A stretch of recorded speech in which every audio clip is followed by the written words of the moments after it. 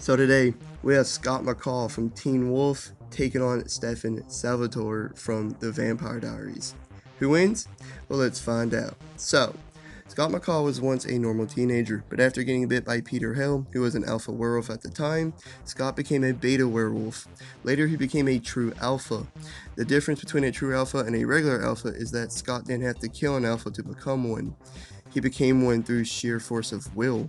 As a true alpha werewolf, his physicality is better than that of most beta and omega werewolves.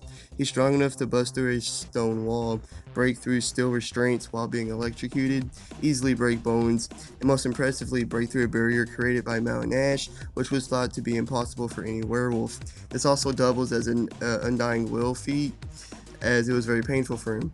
He's fast enough to outpace speeding cars and run 3 miles within just minutes as a beta, and he's only gotten faster as an alpha.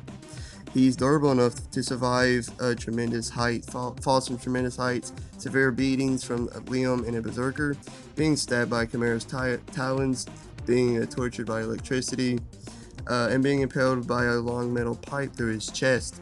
He also has a regenerative healing factor, as he is quickly healed from all of these, as well as regrowing both of his eyes. He has tremendously enhanced senses. He also has his werewolf form that he can turn into, that he only uses for combat. He has razor sharp claws and fangs, and although he has no training, he is a skilled hand-to-hand fighter, perfectly using his enhanced capabilities, claws, and acrobatics. And in the other corner, Stefan Salvatore. He was an 171-year-old vampire, turned when he was 17, and was born and raised in the supernatural town of Mystic Falls. Although he was normally kind, calm, and collective, he couldn't control his thirst for human blood.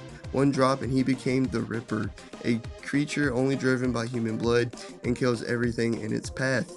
He has massacred an entire village in one night, a feat that even impressed the original hybrid Nick Klaus.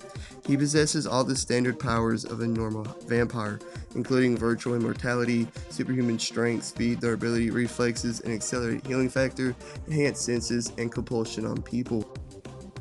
Due to being a vampire for over 150 years, his physicality and healing factor are better than that of younger vampires.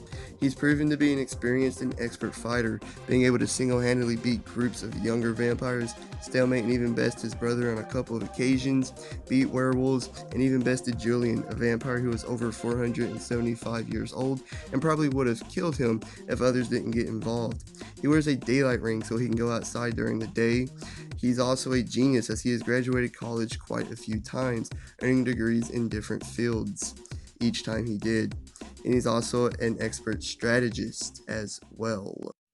So, in the Vampire Diaries, a werewolf bite to a vampire is toxic and will kill a normal vampire after 24 hours. For the sake of the video, let's say Scott's bite is like that to Stefan. This doesn't mean Scott wins though.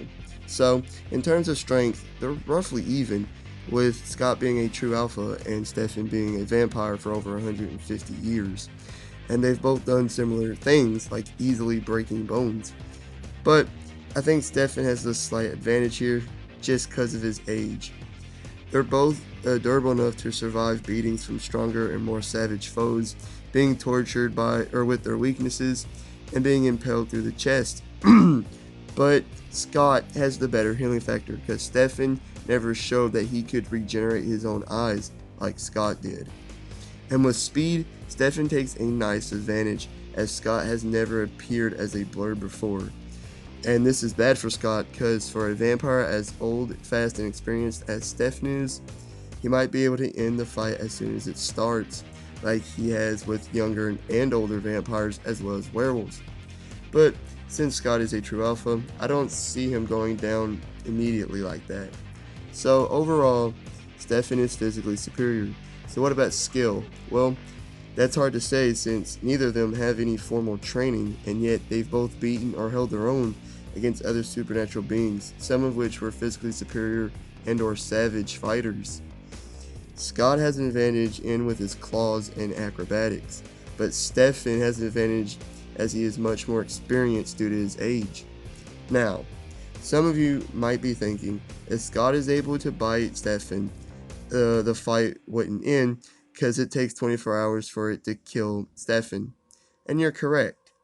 But not only would the bite weaken him, It would cause him to be delusional, bloodthirsty, crazy, and basically go into shock, so the fight would basically be over. Actually, Scott, being the genuine good person that he is, would probably try to save Stefan, to be honest. But even if Scott got the opportunity to bite him, he wouldn't do it. He wouldn't do it because he doesn't kill. Throughout the entire Teen Wolf series, Scott never killed, not once. He never gave in to that temptation due to his morals and his will. And although we're not using the Ripper in this fight, and Stefan is usually a good person or guy, he has no problem with killing when he has to. This is what I believe gives Stefan the advantage he needs to win. Stefan is winning this fight. But what do y'all think? Let me know down in the comments. Please like and subscribe, hit the notification bell and all that great stuff. See y'all on the next one. Peace.